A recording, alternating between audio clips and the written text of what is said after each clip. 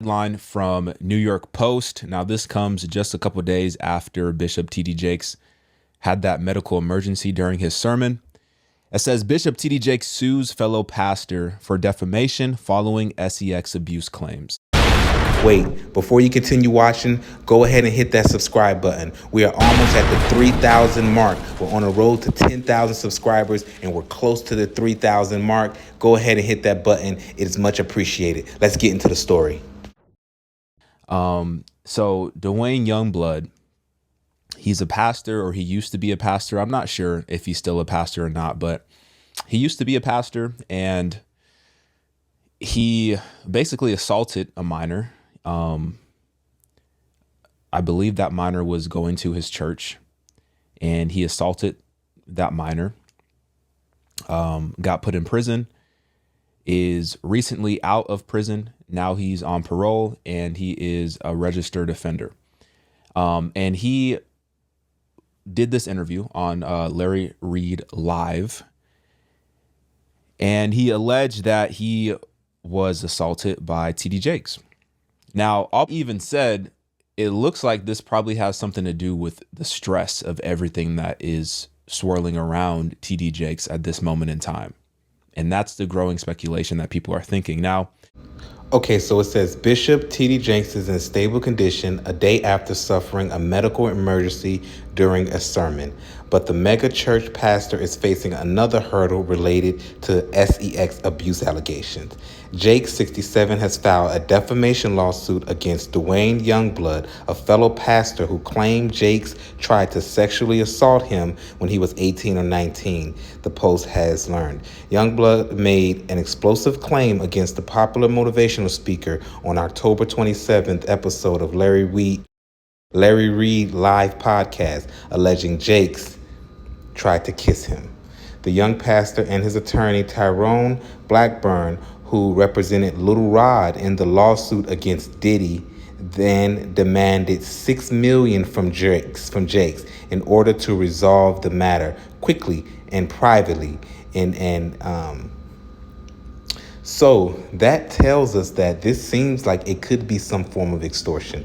Now, Jake instead opted to file a defamation suit against Youngblood in Pennsylvania federal court. In their filing, Jake's attorney seemed to hint that the stress of the lawsuit might have contributed to his medical emergency on Sunday. The lawsuit is intended to bring that scheme to a halt, Jake's team wrote, to end the extreme emotional, physical, and spiritual toll defamation conduct has caused Bishop Jakes, to set the record straight so the world understands and to restore Jake's name.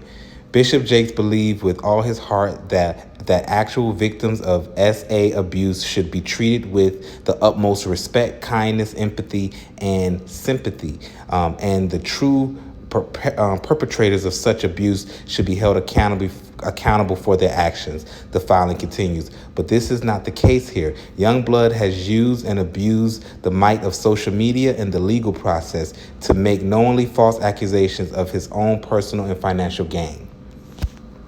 Jake's team pointed out that Youngblood is a registered sex offender in the state of Pennsylvania and is currently on parole. The Post has verified Youngblood has previously pleaded guilty to at least two teenage boys. He now claims to be reformed and even published a book, Freedom from Homosexuality, No Longer Living the Life. Man, this is a lot. What do you think? This Youngblood character, to me, is a character. so this is just a brief clip from some of the allegations that Duane was saying. We befriended kind of close with Bishop Jakes. And we decided in one of the times he was there, it was going to be his birthday. I was able to convince my mother to let me drive her car as I didn't have a vehicle. I said, well, we're going to take him out to eat. I want to drive your car. And so we did. We took him out to eat. And it was decided after we were done taking him out to eat that I would be the person to take him back to his sleeping place, which at the time there was a lady named Sister Giles. She always wanted to house and take care of him when he came to that church. And so I came in there drove him to eat, and then took him back to her home. Well, after taking him back to her home, he says, come on in, let's talk. You can't even imagine being 18, 19 years of age. This person is killing it, and they're saying to you, come on in, let's talk. And so I did. I went in. We sat down at a very long dining room table in a room that she had. And for 2 hours, it was unbelievable. Pouring of heart, crying, him talking about my father. We talking about these scenarios. And I inwardly just knew I had finally found someone who could get it. Someone who understood. I'm sitting at this table, and for the first time talking to any man, I got tears coming down my face because somebody gets me. Somebody understood what I was going through. Well, after sitting there and having this long discourse with him, I finally look at my watch and I'm like, oh my goodness, I got to go. I got to get this car back to my mother. She's going to kill me. So I said to Bishop, I got to get up.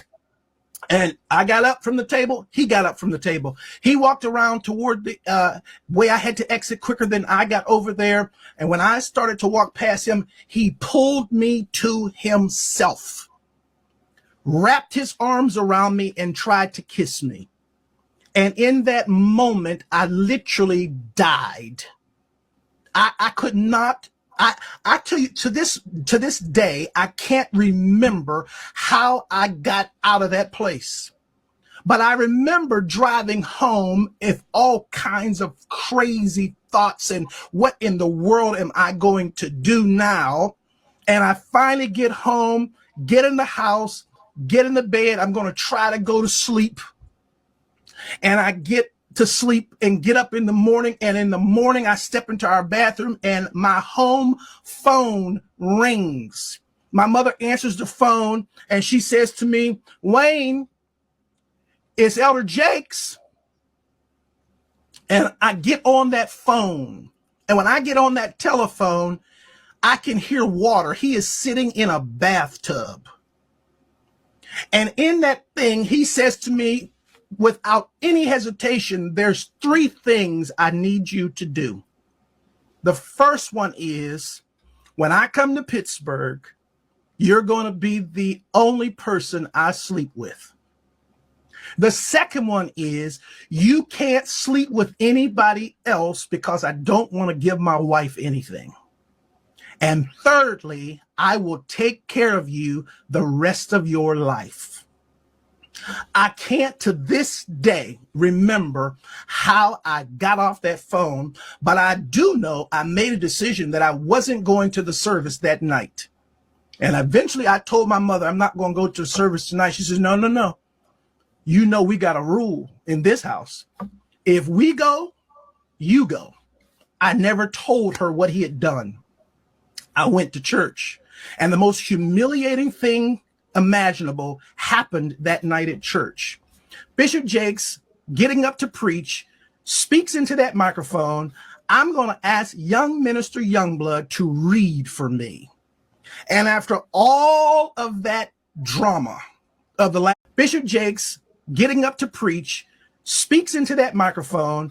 I'm going to ask young minister Youngblood to read for me. And after all of that drama of the last 24 hours, I had to read before he preached. I think this Youngblood character to me is a character. His history, your reputation does precede you. Unfortunately, his reputation doesn't put him in a good light.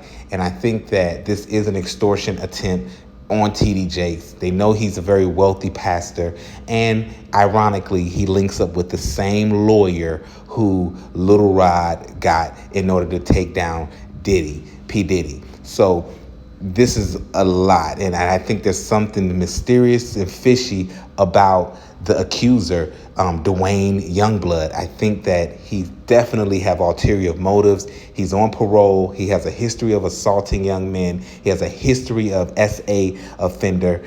And I just think that this is an attack on TD Jakes.